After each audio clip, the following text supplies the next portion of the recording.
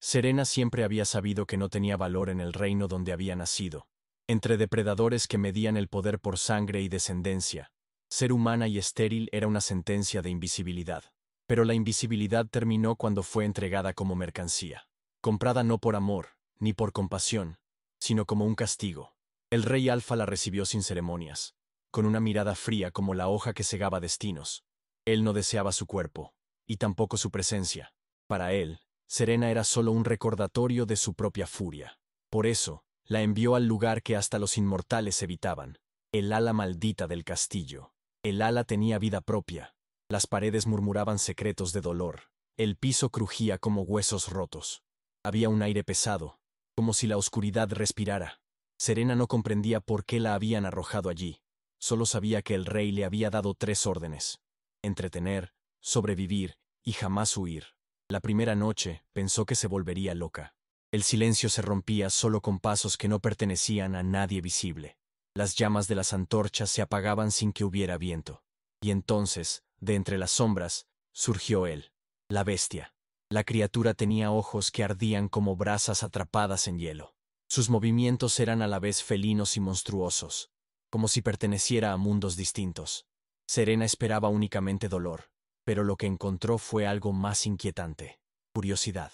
Él no la tocó, ni la destruyó. En vez de eso, se acercó con una mirada de quien hace mucho tiempo olvidó el calor humano. Serena sintió miedo, pero también un extraño impulso de no retroceder. Era como si el aire entre ellos vibrara con secretos que ambos no querían confesar. Las noches siguientes revelaron que la bestia no era solo terror. Hablaba poco, pero cada palabra cargaba con el peso de siglos. Serena percibió el dolor detrás de la monstruosidad, la soledad enterrada bajo capas de ira. Y, contra toda razón, empezó a querer entender. Ella le hablaba de su infancia perdida, del silencio que la rodeaba desde que fue desechada. La bestia escuchaba, y a veces, en sus ojos, había un brillo que no encajaba con el monstruo.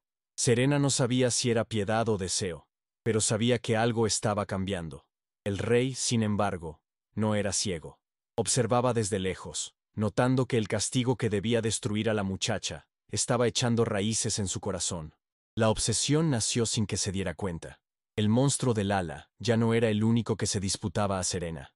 De mañanas heladas y noches febriles, el castillo se había convertido en prisión y refugio.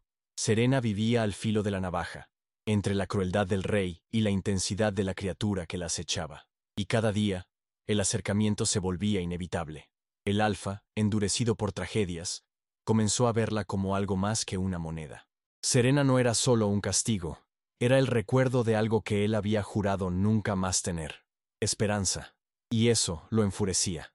La bestia, por su parte, se volvía menos fiera y más hombre con cada encuentro, como si la presencia de la joven le arrancara sus máscaras, revelando cicatrices antiguas, pero también un corazón capaz de sentir.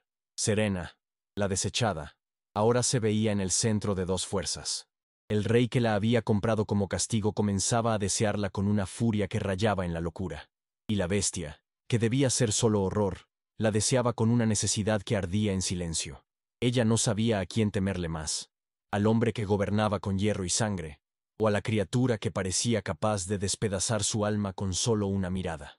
Aún así, algo dentro de ella ansiaba el peligro. En la oscuridad del ala, aprendió a sobrevivir, pero también a sentir. El miedo que antes la aprisionaba se transformó en una cuerda invisible que la jalaba hacia lo imposible. Y mientras más conocía a la bestia, más comprendía que los verdaderos monstruos no siempre tienen colmillos.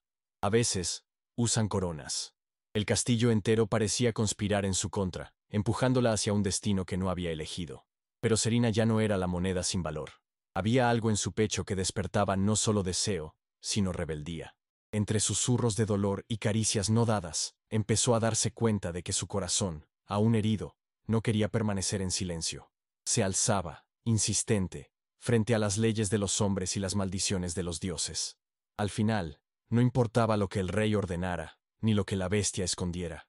Serena descubría que el mayor poder no estaba en sobrevivir, sino en desafiar.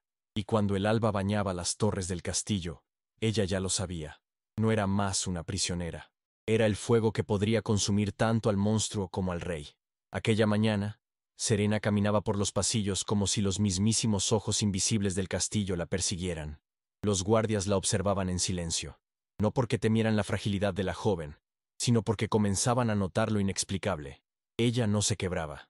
Otros que habían sido arrojados al ala maldita nunca regresaron enteros, pero Serena, aunque marcada por el miedo, caminaba erguida.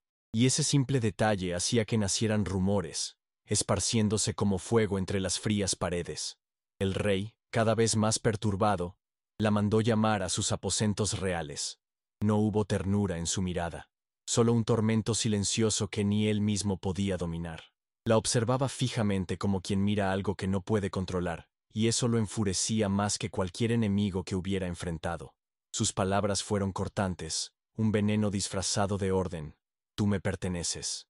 Ni la oscuridad, ni la criatura se atreverán a tomar lo que es mío. Pero Serena, con una calma que ni ella misma entendía, le sostuvo la mirada. Por primera vez, el alfa sintió el peso de ser desafiado no con armas, sino por una mujer que no tenía nada que perder.